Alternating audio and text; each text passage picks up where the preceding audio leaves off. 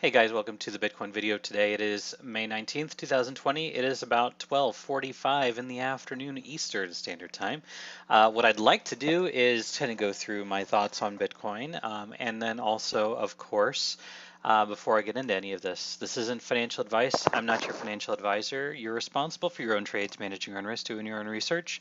This should be used for educational purposes or entertainment purposes if you'd like. But at any rate, I do want to take a look here and see, a potential formation. I'm looking here in the making on the charts, and of course, let's go ahead and get into it. I'd like for this video to be, between 5 and 8 minutes. I don't want this to be super long, so I do want to take a look and see what I see here on the charts. All right, so I've made some adjustments to the Elliott wave analysis. I had talked a lot about how I wasn't a real fan of the count that we originally had in this zone over here. I'm still not real fond of it, but I think this works a little bit better. That we've got a 1, 2, 3, 4, 5 to push ourselves up here. And then we have a correction down. So I think this is our 1, this is our 2. Potentially this could be the 2, but at any rate, I think we've got a low down here. The reason why I'm favoring this 2 over here at 56.83 is because of the pullback that we had to 8100. Okay, I'm going to talk about that as well. We know that a wave 4 typically pulls back to to the 382. So if we count this as the 1, this is the 2, and then we've got a 1, 2, 3, 4, 5 up here to 10,085. Our 382 is 8101, and we came all the way back here to it's just below that, right? So we came basically we came all the way back here to the 382, which was at 8100, right on the nose. So that couldn't have been more perfect, right? So even if you had a bid right at the 382, you would have gotten filled because we went to 8100. But at any rate, pull back to the 382. Now we are, finding ourselves pushing up against this resistance. And I don't know if you guys can see this very well, but this right here, what do you see? Okay, let me pull out a different thing that I use. So we've got this, pull this straight out, and pull this down like this. All right, what do we have here? Well, we have basically an ascending wedge, right? So we have a flat topped wedge where the bottom part of this is in an ascending form. We are tightening, and typically these do break up. Now, one way or another, we're going to break out of this in one way, shape, or form. Okay, we can't look at this with any amount of certainty, right? This could break down, in which case we'll retest and fall. This could break up, in which case we're more than likely going to retest this. Maybe we come all the way back down here to 10K, and then we push up. Now, where are our technical targets? That is the next question that I'm always asked. What's our targets? Well, the target for me right now, based on this move, if this is a 1 and a 2, we went up for the 3, we came down here for the 4. This is telling me that this algo is what's in play right now, by the way. We came down to the 382, which is 8100, which is ideal for a wave 4. Wave 5 would be at $11,547.50. Okay, this is going to be where the target actually is. So this is my plan. 11,547.50, we'll call it 11,550. The 786 is at 11,700. This is going to be the zone to be watching, guys. We have to watch this zone right here. The negative 236 is going to be your friend.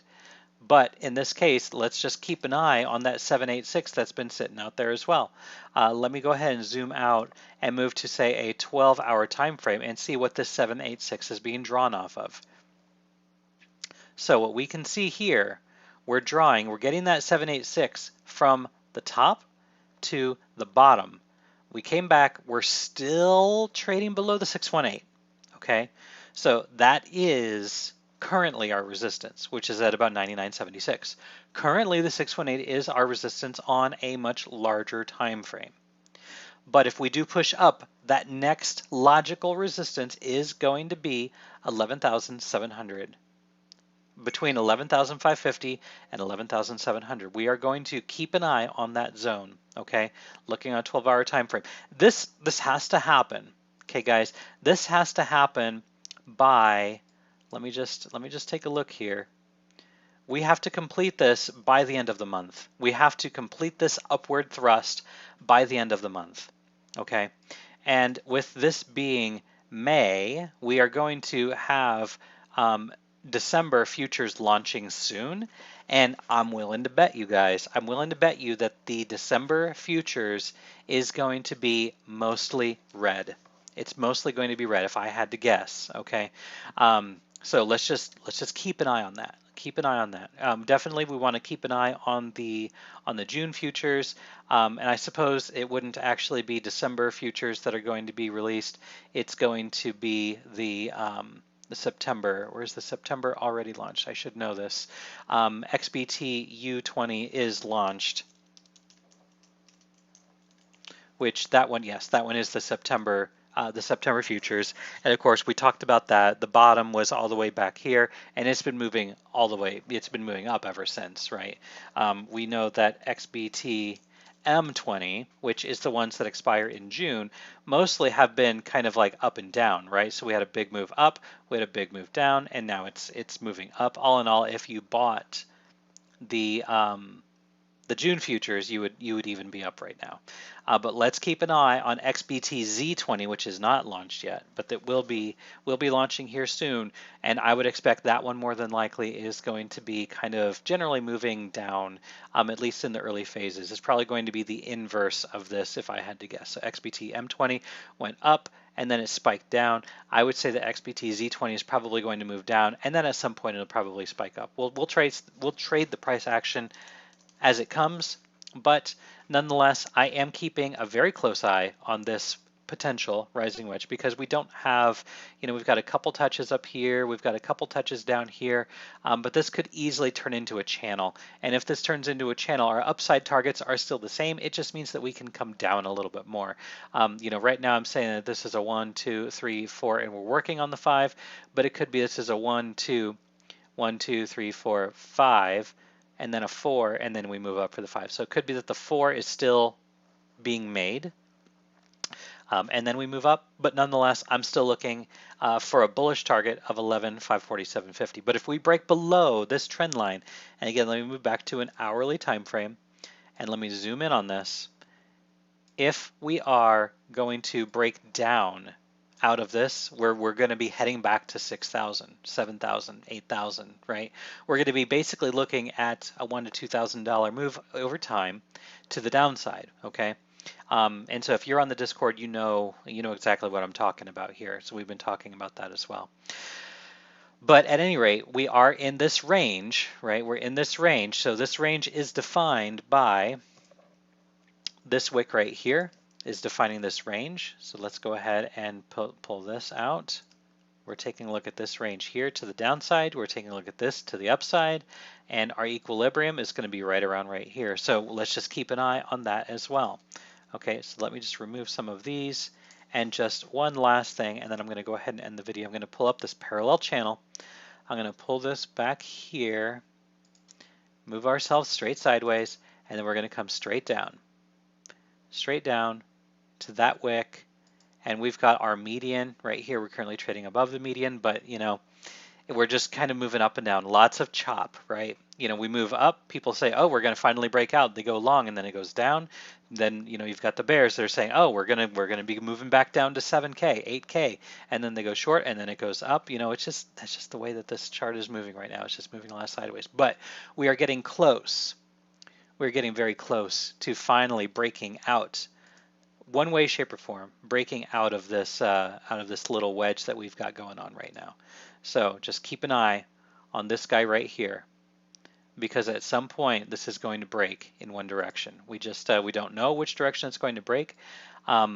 My belief is that we're probably going to break up and we're not going to break down, because if we break up, then what you're going to immediately have, you're going to have all of those people that say, well, here comes the halving pump. We're going to be moving up back to all-time high. We're going to get all the way up here to 11,500, and then what's going to happen? It's going to fall.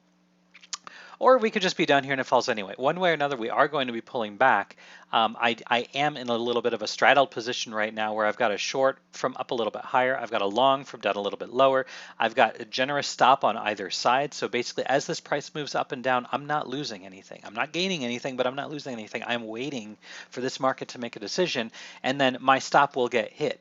And then I will basically be out. So if we break down, I'm going to be out of my long position and I'm going to be short.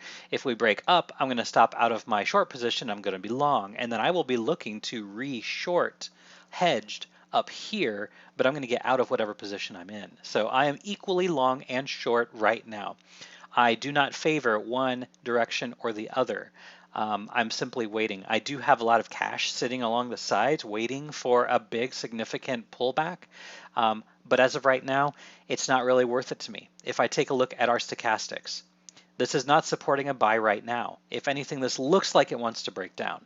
This looks like it wants to go down. The 12-hour is very high, which can be seen as a bullish sign, which means we could support this move up here to 11.5, especially if it happens quick and if it happens over the next, I don't know, 3 to 4 days. But nonetheless, that's kind of what I'm seeing right now. I see this range that we're currently in. I'll go ahead and shade it here just so that it's a little easier to see here. Let's go ahead and shade this with a much lighter color. Just keep an eye on this because this is currently what we are trading inside of. Once we break up or down in one way, then we'll see a clearer direction. But again, if we break 10,100, we're going to be moving probably up to 11.5. If we break down out of this, and especially if we break down below 91 to 9,200, then we're going to be seeing much lower prices. Then we can start talking about this run finally being done. But as of right now, this is looking like we do want another leg up. But again, I already talked about my strategy. I'm not going to get into that much more. But if you guys have any questions, feel free to let me know in the Discord. If you're not in the Discord, go ahead and throw in a comment here in the YouTube chat, and I'll be more than happy to get an invite code out to you. But of course, like, subscribe, share, tell all your friends, and wherever you are in the world, I hope you're having a good day. I hope you're having a good night, and actually, I hope you're having a good evening too. Take care, everyone. Stay happy, stay healthy. Take care.